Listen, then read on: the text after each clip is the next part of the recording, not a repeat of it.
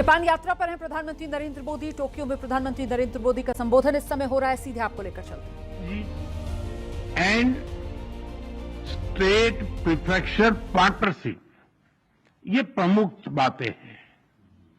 हमने अगले 10 वर्षों में जापान से भारत में 10 ट्रिलियन येन निवेश का लक्ष्य निर्धारित किया है।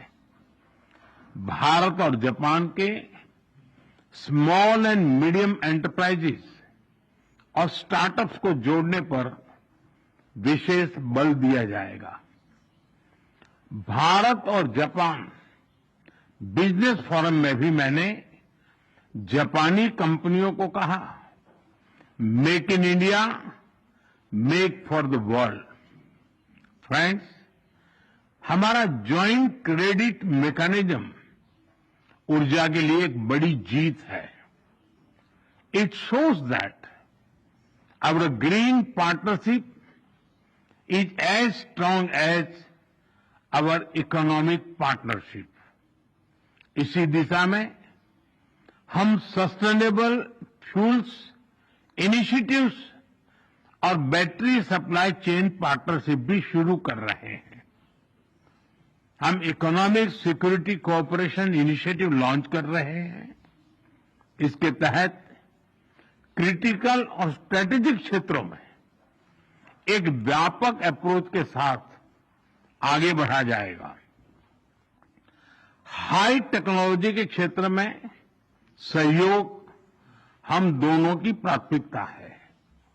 इस संदर्भ में डिजिटल पार्टनरशिप 2.0 और एआई कोऑपरेशन इनिशिएटिव लिया जा रहा है।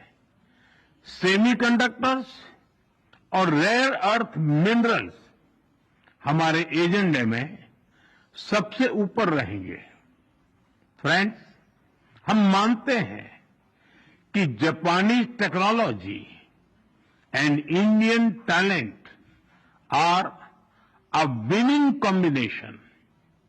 जहां हम हाई स्पीड रेल पर काम कर रहे हैं, वहीं नेक्स्ट जनरेशन मोबिलिटी पार्टनरशिप के अंतर्गत पोर्ट्स, एविएशन और शिप बिल्डिंग जैसे क्षेत्रों में भी तेजी से प्रगति करेंगे।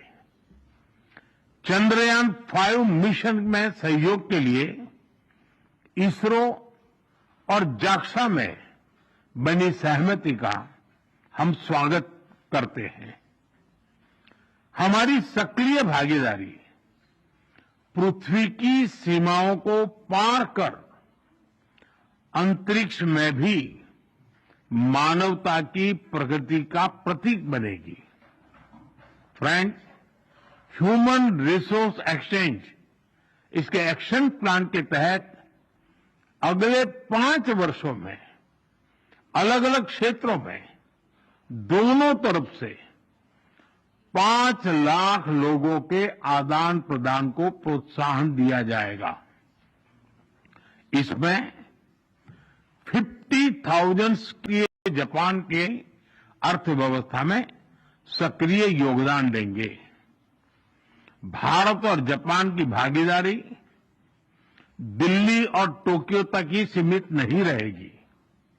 अब भारतीय स्टेट्स और जापानी प्रीफेक्चर्स, इसके बीच संस्थागत सहयोग के माध्यम से जुड़ाव और गहरा होगा।